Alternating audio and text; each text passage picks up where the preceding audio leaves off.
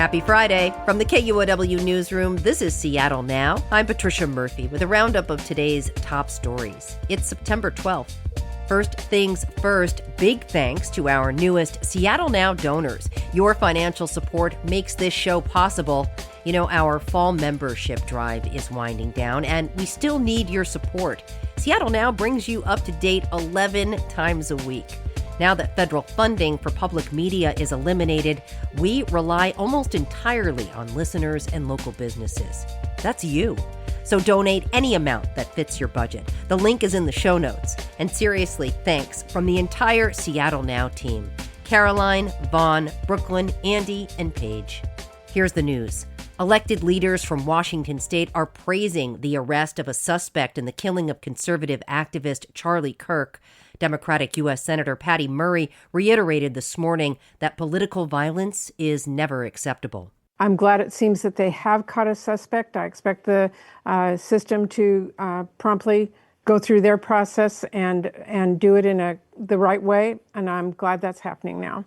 A 22-year-old Utah man was arrested late last night on charges of murder. Authorities say suspect Tyler Robinson told a relative that he was responsible for the shooting.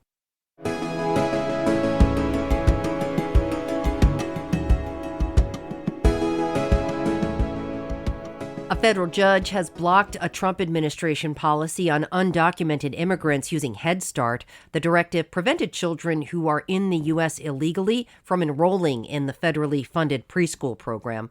The ruling came from a federal judge in Washington state after 21 Democrat-led states filed suit. With the new ruling, the policy is now on hold across the country. Speaking of lawsuits against the Trump administration, Washington Attorney General Nick Brown has unveiled a new website to help people keep tabs on the legal challenges coming from our state. It tracks both our victories and our setbacks. It links to case dockets, and we'll update this as we continue to litigate cases against the administration, and I can assure the public there will be more. Washington state has been involved with 36 lawsuits against the Trump administration since Brown took office in January. Our state's Democratic politicians are raising concerns about a possible pause in the long-running effort to treat radioactive waste at the Hanford Nuclear Reservation. Northwest Public Broadcasting's Anna King reports. At the Hanford cleanup site in southeast Washington, a new radioactive waste treatment plant could be abandoned. And it's just a month from going hot. It would bind up waste in glass. The head of the U.S. Department of Energy reportedly said he may go in a different direction. U.S. Senator Maria Cantwell said new energy secretaries have often sought a cheaper way to deal with the waste. She spoke on the Senate floor this week. I know that we can't walk away from this commitment. I know that the vitrification process has been proven scientifically. And unless there is a problem at this plant, we need to move forward. 177 house-sized tanks of radioactive waste are underground and leaking at Hanford. I'm Anna King.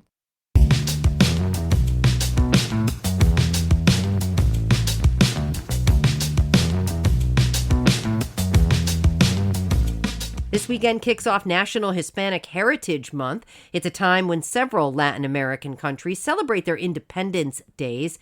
Gustavo Sagrero reports on one of the main events in Seattle. These are the melodies and rhythms of past year celebrations at the Seattle Center. It historically hosted the Fiestas Patrias. The celebrations begin here after a parade which Pablo Barranza helps organize. He says these celebrations are a way to anchor the community. This year, they almost didn't have a celebration, partly because of concerns with immigration enforcement. But he says people who take part in the event every year rallied with a message. We want to make sure that people know that we're here and that we continue to be a strong community. For as long as we stand together, our voice is going to be stronger. Our voice, our strength, o nuestra voz, nuestra fuerza. The celebrations begin with different shades of Latin American countries parading through the city. There's also a boxing tournament hosted by a local Latino boxing group based out of South Seattle. These celebrations, much like the 4th of July, celebrate winning wars and pushing back European rule over the American continent. Gustavo Sagrero, KUOW News. A Tacoma nonprofit that serves the Asia and Pacific Islander population has a new permanent home. We'll get more from KNKX arts and culture reporter Freddie Menorez. Asia Pacific Cultural Center has been serving the Asia and Pacific Islander people for nearly 30 years. Its new building in South Tacoma is more than 18,000 square feet, and it includes a commercial kitchen. Valawina Pritchard is the nonprofit's executive director. She says that will open the door for a new program. We're going to do Asia Pacific Culinary with an entrepreneurship program along with it so that we could help those people become restaurant owners. Pritchard says that will likely be ready next year. The nonprofit puts on youth, business, mental health, and arts and culture programming. The new building also includes an art gallery, a performing arts center, a library, classrooms, and meeting spaces. All of this costs $19 million to construct. The nonprofit owns a 2-story building, but the land is owned by Parks Tacoma, an independent park district. In Seattle, I'm Freddie Menorez. Some sports to close out your Friday. The Seattle Mariners continued their late-season surge with a dramatic win against the Angels last night. Polanco is on his way home. Here it comes. He's safe. Harry Ford. Welcome to the big leagues. The Mariners are in first place. Rookie Harry Ford drove in the winning run in the bottom of the 12th inning to put the M's in a tie with Houston atop the American League West. The last time the M's were in first this late in the season was back in 2001. They play the Angels again tonight at T-Mobile Park. The first pitch is at 7:10. 15 games remain in the regular season. And good luck to the Seattle Storm as the WNBA playoffs get underway. The Storm play a 3-game series against the Las Vegas Aces in the first round. Game 1 is Sunday down in Vegas. Tip-off is at 7 o'clock. Game 2 is in Seattle Tuesday night.